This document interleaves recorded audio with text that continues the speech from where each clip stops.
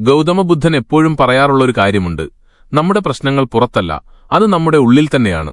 ഓരോ മനുഷ്യനും പുറംലോകത്തെ അനുഭവിക്കുന്നത് ഓരോ രീതിയിലായിരിക്കാം, പക്ഷേ മനസ്സിന്റെ അശാന്തി എല്ലാവരിലും ഒരുപോലെയാണ്. ഇതിനർത്ഥം സമാധാനക്കേടിന്റെ വേരുകൾ കിടക്കുന്നത് നമ്മുടെ മനസ്സിന്റെ ആഴങ്ങളിലാണെന്നാണ്. സത്യത്തിൽ എന്താണ് ഈ മനസ്സ്?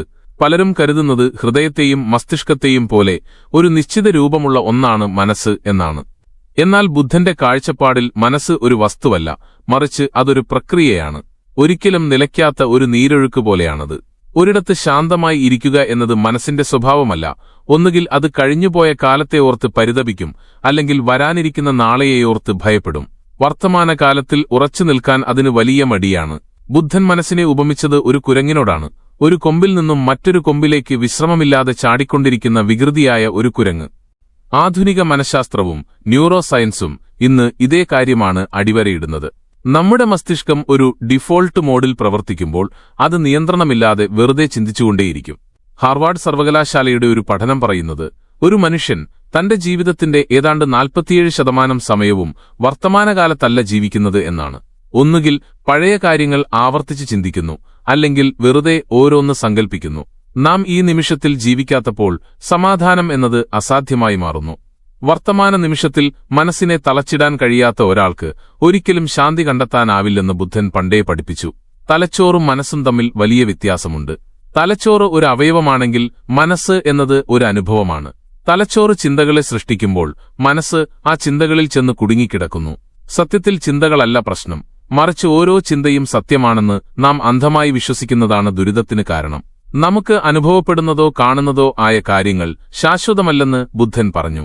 പക്ഷേ നമ്മുടെ കൂടെ ആരെങ്കിലും മോശമായി പെരുമാറിയെന്ന ഒരു ചിന്ത വന്നാൽ മതി, ജീവിതം മുഴുവൻ ആ ഒരു ചിന്തയെ ചുറ്റിപ്പറ്റിയാക്കാൻ നാം ശ്രമിക്കും. അവിടെ നിന്നാണ് നമ്മുടെ അശാന്തിയുടെ തുടക്കം. എന്തുകൊണ്ടാണ് മനസ്സ് ശാന്തമാകാത്തത്? ഇതിന് ബുദ്ധൻ 5 കാരണങ്ങൾ ചൂണ്ടിക്കാണിക്കുന്നു. ഒന്നാമത്തേത് അത്യാഗ്രഹമാണ്. ആഗ്രഹങ്ങൾ തെറ്റല്ല, പക്ഷേ അന്ധമായ ആഗ്രഹങ്ങൾ ദുഃഖത്തിന് വഴിതെളിക്കും. ഇന്ന് കയ്യിലുള്ളതിനേക്കാൾ വലുത് നാളെ വേണമെന്ന വാശി. ഒരു വീട് കിട്ടിയാൽ ഉടനെ അതിലും വലുത് വേണം, പണം കിട്ടിയാൽ ഇനിയും വേണം. ഇതുമതി എന്ന് പറയാൻ മനസ്സ് ഒരിക്കലും തയ്യാറാവില്ല. ആഗ്രഹം നടന്നാൽ അത് നഷ്ടപ്പെടുമോ എന്ന പേടിയായി നടന്നില്ലെങ്കിൽ വലിയ ദുഃഖവും. ഇതിനെ മനഃശാസ്ത്രജ്ഞർ ഹെഡോണിക് ട്രെഡ്മിൽ എന്നാണ് വിളിക്കുന്നത്. നാം എന്തു നേടിയാലും കുറച്ചു കഴിയുമ്പോൾ മനസ്സ് വീണ്ടും പഴയ അസംതൃപ്തിയിലേക്ക് മടങ്ങും. രണ്ടാമത്തെ കാരണം അമിതമായ പ്രതീക്ഷകളാണ്. ലോകവും സാഹചര്യങ്ങളും ആളുകളും നമ്മൾ ആഗ്രഹിക്കുന്നതുപോലെ നീങ്ങണമെന്ന് നാം വാശിപിടിക്കുന്നു. പക്ഷെ ജീവിതം ഒരിക്കലും ആരുടെയും പ്ലാനുകൾക്കനുസരിച്ചല്ല നീങ്ങുന്നത്. പ്രതീക്ഷകൾ തകരുമ്പോൾ നാം പരാതിപ്പെടുകയും മറ്റുള്ളവരെ കുറ്റപ്പെടുത്തുകയും ചെയ്യുന്നു. സത്യത്തിൽ ആ ദുഃഖം മറ്റാരും നൽകിയതല്ല, നമ്മുടെ തന്നെ അമിത പ്രതീക്ഷകൾ സൃഷ്ടിച്ചതാണ്. മൂന്നാമത്തെ കാരണം താരതമ്യമാണ്. മറ്റുള്ളവരുമായി നമ്മളെത്തന്നെ അളന്നു നോക്കുന്നതാണ് ഇന്നത്തെ ഏറ്റവും വലിയ രോഗം. പ്രത്യേകിച്ച് സോഷ്യൽ മീഡിയയുടെ ഈ കാലത്ത് മറ്റുള്ളവരുടെ വിജയങ്ങൾ കണ്ട് നാം സ്വയം ചെറുതാണെന്ന് വിശ്വസിക്കുന്നു. ഓരോരുത്തരുടെയും യാത്ര വ്യത്യസ്തമാണെന്ന് മറന്ന് മറ്റുള്ളവരുടെ ജീവിതം കണ്ട് അസ്വസ്ഥരാകുന്നു. നാലാമത്തേത് തൃഷ്ണ അഥവാ ഒടുങ്ങാത്ത ദാഹമാണ്. തീയിൽ നെയ്യൊഴിക്കുന്നത് പോലെയാണ് തൃഷ്ണ. എത്ര ലഭിച്ചാലും അത് കൂടി വരികയേയുള്ളൂ. അടുത്ത ഒരു കാര്യം കൂടി നേടിയാൽ സമാധാനം കിട്ടുമെന്ന് മനസ്സ് നമ്മെ പറ്റിച്ചുകൊണ്ടേയിരിക്കും. പക്ഷേ അത് പുതിയൊരു ബഹളം മാത്രമായി മാറും. അവസാനമായി എല്ലാറ്റിനെയും നിയന്ത്രിക്കാനുള്ള നമ്മുടെ മോഹം. മറ്റുള്ളവരുടെ പെരുമാറ്റവും ഭാവിയുമെല്ലാം നമ്മുടെ കയ്യിലായിരിക്കണമെന്ന് നാം ആഗ്രഹിക്കുന്നു. എന്നാൽ നമ്മുടെ വശമല്ലാത്ത കാര്യങ്ങളെ പിടിച്ചു നിർത്താൻ ശ്രമിക്കുന്നത് വലിയ ഭയമാണ് സമ്മാനിക്കുക. ഈ 5 കാര്യങ്ങളും തിരിച്ചറിഞ്ഞ് മനസ്സിനെ വർത്തമാനകാലത്തിലേക്ക് സ്നേഹത്തോടെ തിരികെ കൊണ്ടുവരുമ്പോൾ മാത്രമാണ് യഥാർത്ഥ സമാധാനം നമ്മെ തേടിയെത്തുന്നത്. ജീവിതത്തിൽ നമ്മൾ തീർത്തും തളർന്നുപോകുന്ന ചില നിമിഷങ്ങളുണ്ട്. സഹിക്കാവുന്നതിനും അപ്പുറം കാര്യങ്ങൾ കൈവിട്ടു പോകുമ്പോൾ ഉള്ളിൽ നിന്ന് ഒരു തേങ്ങലുയരും. അത് കേൾക്കാൻ ആരുമുണ്ടാകില്ല. പുറമേ നമ്മൾ ശാന്തരായിരിക്കാം, പക്ഷെ ഉള്ളിൽ വിട്ടുമാറാത്ത തളർച്ചയും ദേഷ്യവും ഏകാന്തതയും കട്ടപിടിച്ചു കിടക്കുന്നുണ്ടാകും. ഇവിടെയാണ് പലരും ജീവിതത്തിനു മുന്നിൽ തോറ്റുകൊടുക്കുന്നത്. എന്നാൽ ബുദ്ധൻ പറയുന്നത് ഇങ്ങനെ തകരുന്നത് നിങ്ങളുടെ ബലഹീനത കൊണ്ടല്ല, മറിച്ച് നിങ്ങൾ അത്രമേൽ തളർന്നുപോയതുകൊണ്ടാണ് എന്നാണ്. വേദന സഹിക്കാൻ വയ്യാതെ വരുമ്പോൾ അതിൽ നിന്ന് ഓടിയൊളിക്കരുത്. പകരം അവിടെ ശാന്തമായി ഇരിക്കുക, ആ വേദനയെ അറിയുക. മനഃശാസ്ത്രവും പറയുന്നത് ഇതുതന്നെയാണ്. അടിച്ചമർത്തുന്ന വേദനകൾ നമ്മെ വേട്ടയാടിക്കൊണ്ടിരിക്കും, എന്നാൽ തിരിച്ചറിയപ്പെടുന്ന വേദനകൾ പതുക്കെ നമ്മെ വിട്ടുപോകും. സമാധാനം എന്നത് പുറത്തെവിടെയോ ഉള്ള ഒന്നല്ല.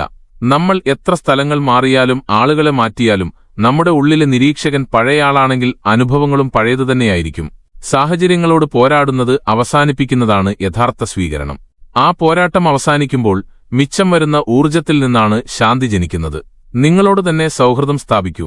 നിങ്ങൾ നിങ്ങളുടെ തന്നെ ശത്രുവാകുന്നത് നിർത്തുമ്പോൾ ലോകം നിങ്ങൾക്ക് മുന്നിൽ കൂടുതൽ കനിവുള്ളതാകും.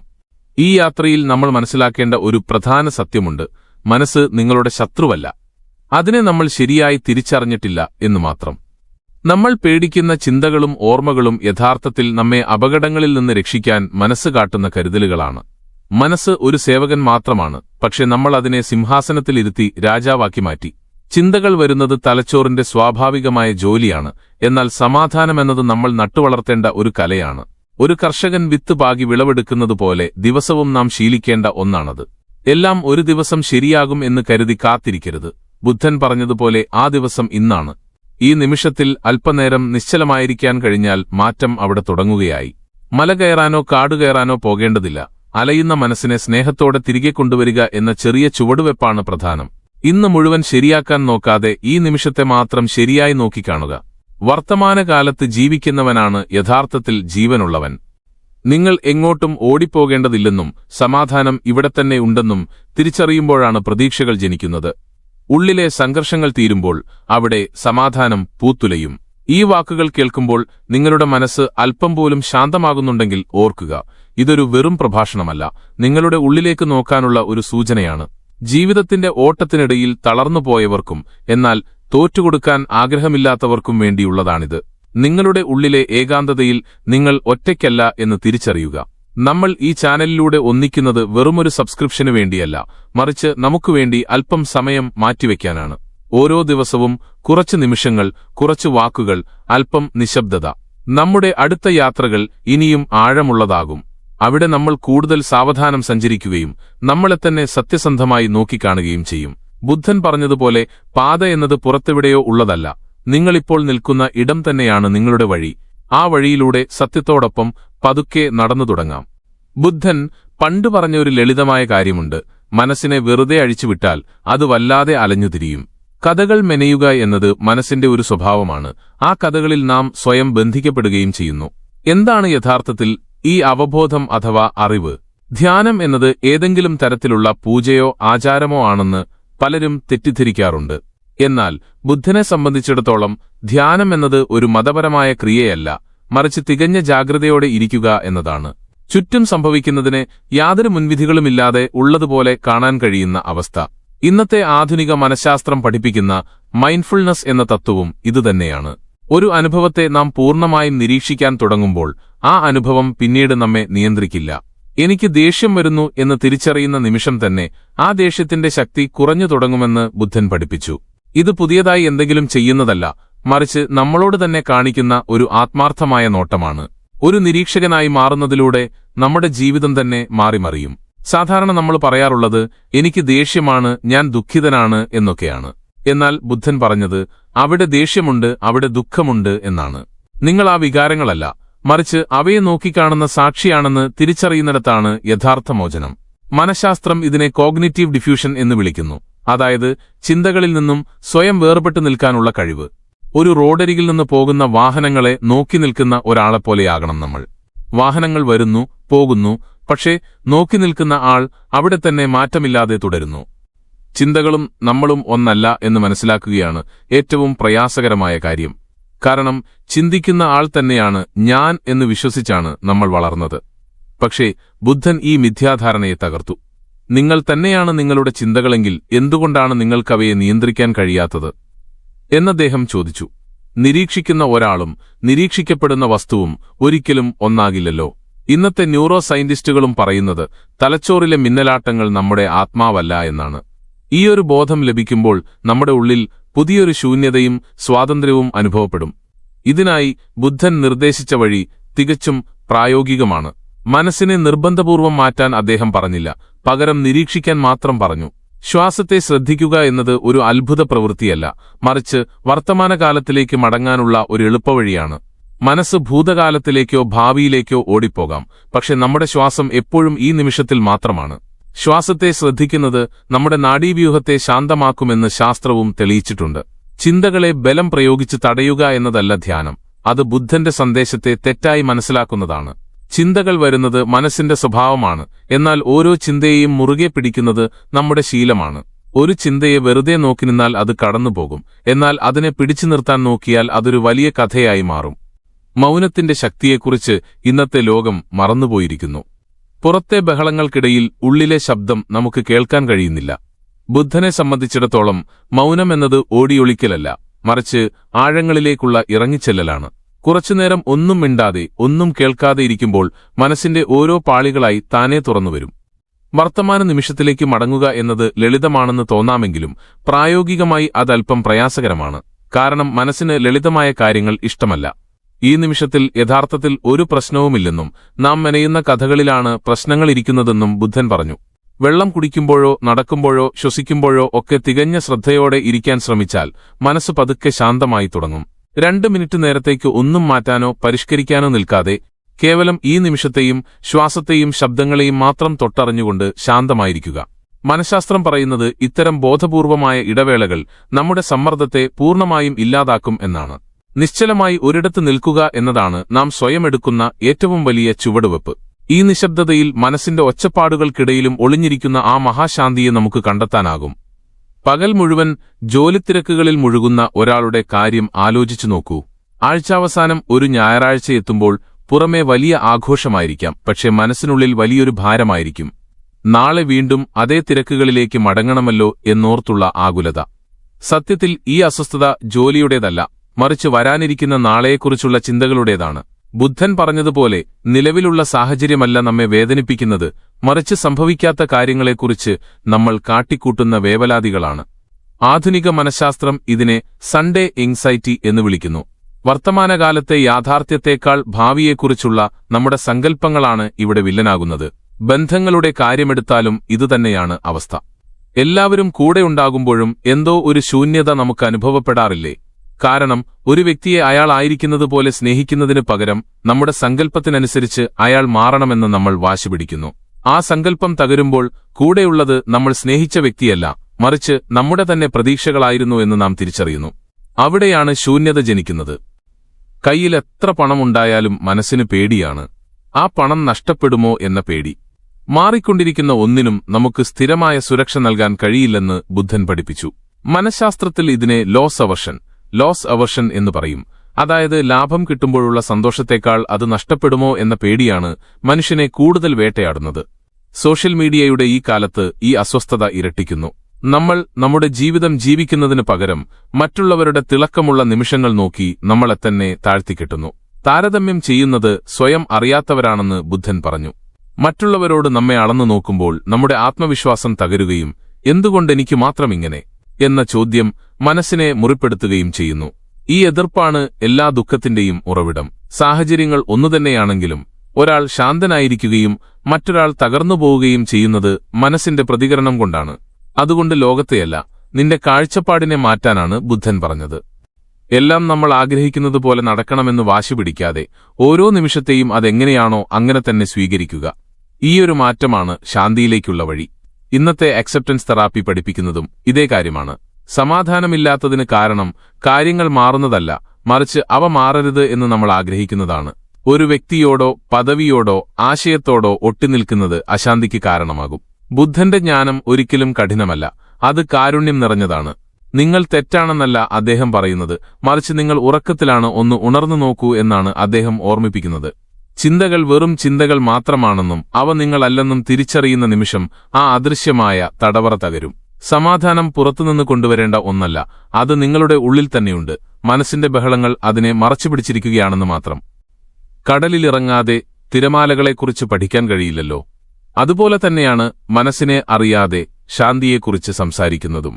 നാം ഒന്നും ചെയ്യാതെ വെറുതെയിരിക്കുമ്പോഴും നമ്മുടെ മനസ്സ് വിശ്രമിക്കാറില്ല. പഴയ കാര്യങ്ങൾ ഓർത്തെടുത്തും ഭാവിയെക്കുറിച്ച് വെറുതെ ആകുലപ്പെട്ടും അത് സംസാരിച്ചുകൊണ്ടേയിരിക്കും. ആധുനിക ന്യൂറോസയൻസ് ഇതിനെ ഡിഫോൾട്ട് മോഡ് നെറ്റ്വർക്ക് എന്ന് വിളിക്കുന്നു. മനസ്സിന്റെ ഈ സ്വഭാവം തിരിച്ചറിഞ്ഞ് അതിനോട് യുദ്ധം ചെയ്യാതെ ഒരു സാക്ഷിയായി നിശബ്ദമായി ഇരിക്കാൻ പഠിക്കുന്നതാണ് ബുദ്ധന്റെ വഴി. ആ നിശബ്ദതയിൽ നിന്നാണ് യഥാർത്ഥ സന്തോഷം പിറവിയെടുക്കുന്നത്.